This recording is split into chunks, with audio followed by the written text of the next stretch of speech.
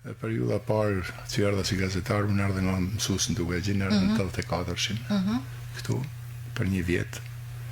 Ne edhe bëna gazetarin e terrenit, këtu në Radio Shkodra. Kjo ishte dalja e fundit në media e Dashamjordinit në datën 13 maj, në kuadër të 80 vjetorit të Radio Shkodrës.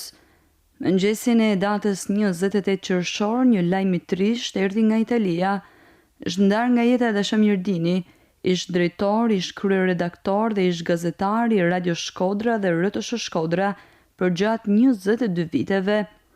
Ai ndoroi jetë nga hemorragjia cerebrale akute në Bergamo të Italisë, ku po mjekohej nga një sëmundje e rëndë që ju diagnostikua kohët e fundit.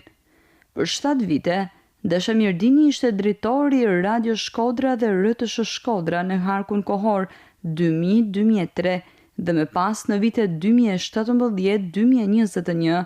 Në të gjitha detyrat që ishte nga stafi i këtij institucioni, Dashamjordini do të mbahet mend jo vetëm për profesionalizmin dhe korrektësinë në detyrë, por edhe për tiparet e një njeriu fisnik e miqësor me të gjithë. Më herët, Dini ka mbajtur poste drejtuese në Partinë Socialiste Dega Shkodër, duke qenë një prej reformatorëve të së majtës në këtë qark.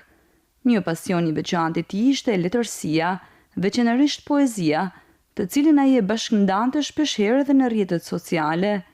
Dhimbjen e madhe për humbjen e të birit Ergit, ai e ktheu në vargje të panumërta duke lënë pas një krimtari të çmuar poetike. Dashamjordini la pas 2 vajza, Arlindën dhe Barbanën, si dhe bashkëshortën Mimozën.